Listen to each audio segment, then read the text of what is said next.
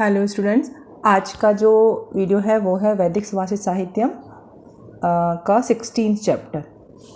और उसके जो आपके सिलेबस में है श्लोक वो है 5th और 6th नंबर का श्लोक है 5 नंबर का। व्यसनांतरम सौख्यम स्वल्पम अधिकम भवेत् कषाय रसम आसाद्य स्वादि अतीव अम्बु विद्यते।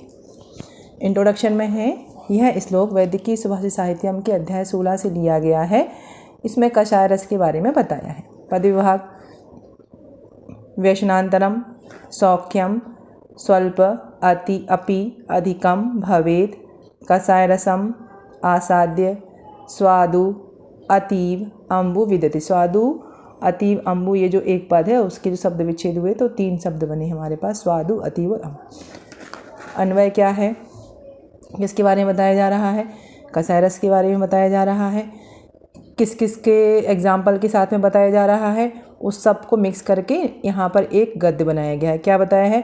व्यसनांतरम स्वल्पम अपि सौख्यम अधिकम भवेत् कषाय रसम आसाद्य अम्बु अतीव स्वादु विद्यते। पहले इसका उदाहरण दिया है, फिर नीचे कषाय रस के बारे की, कषाय रस के लिए जो चीज़ बताई हुई है उसका नीचे की लाइन में लिखा हुआ है। शब्दार्थ है व्यसनांतरम, मतलब कि एडिक्शन के रूप में भी व्यसन का यूज़ किया जाता है और दुख के रूप में भी व्यसन का यूज़ किया जाता है। बहुत अधिक जब दुख होता है और रेगुलर प्रैक्टिस, ये 3 अर्थ में व्यसन का मीनिंग होता है। फिर स्वल्पम थोड़ा, सौख्यम सुख, भवेत् में भी, आसाद्य गेट्स, विद्यते एग्जिस्ट।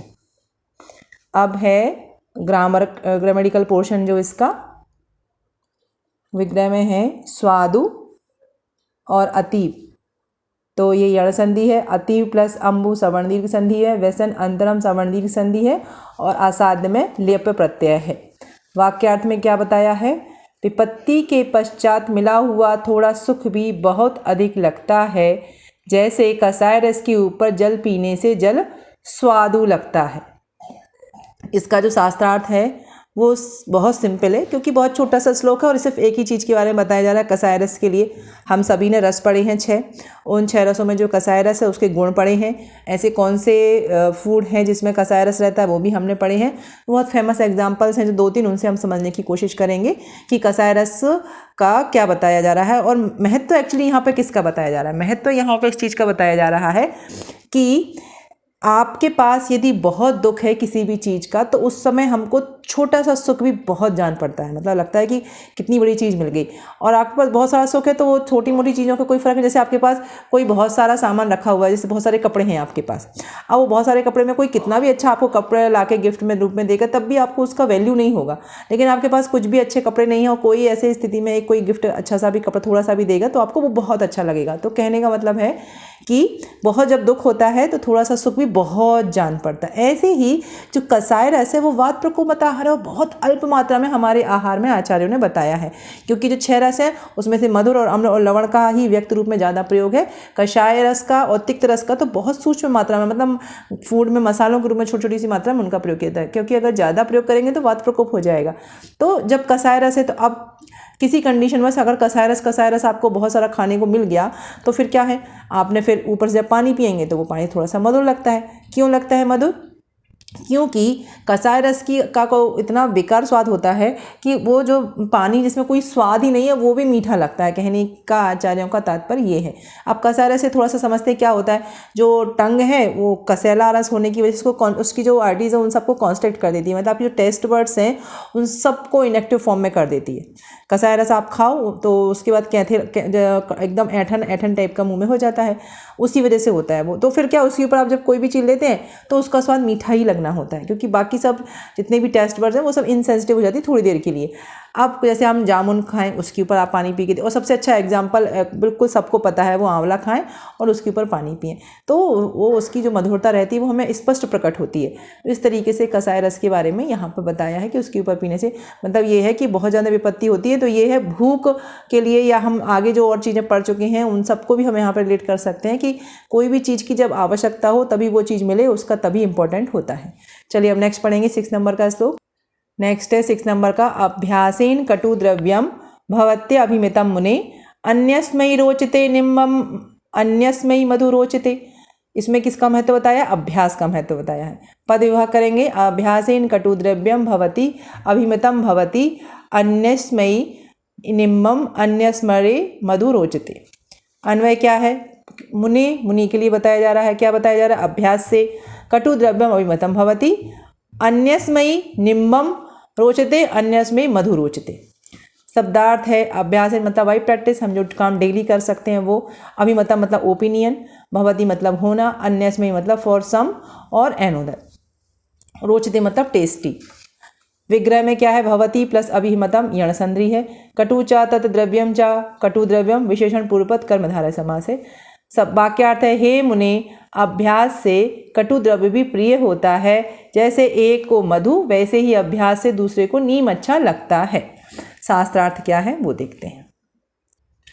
देखिए हमने अभ्यास और वैराग्य ये गीता में भी है, अभ्यास के बारे में चरक में भी बताया है, अभ्यास को एक गुण भी बताया है। तो अभ्यास का बहुत जगह यूज़ हुआ है आयुर्वेद में। अब अभ्यास ज़रूरी क्यों है? क्योंकि कोई भी चीज़ जब नियमित तौर पर की जाती है तो वो हमारी बॉडी उसको साथ में कर लेती है और फिर हमें उससे जो परेशानियाँ स्टार्टिंग में महसूस होती हैं वो परेशानियाँ महसूस नहीं होती हैं। यही अभ्यास का सबसे अच्छा फ़ायदा है। उसमें स्टेबिलिटी आती है। जैसे आपने कोई चीज़ आज पढ़ी और आप उसके बाद महीनों नहीं पढ़ेंगे तो क्या वो भूल जाते हैं हम। लेकिन अभ्यास से मतलब डेली मात्र देखने मत, आप उसको एक बार लर्न करने का आप उसको ऐसे नहीं कि पूरा आज अगर 15 मिनट जिस चीज़ को लगा है करने में तो रोज़ 15 मिनट देना है। नो, आपको 5 मिनट से नज़र देखना है उसको।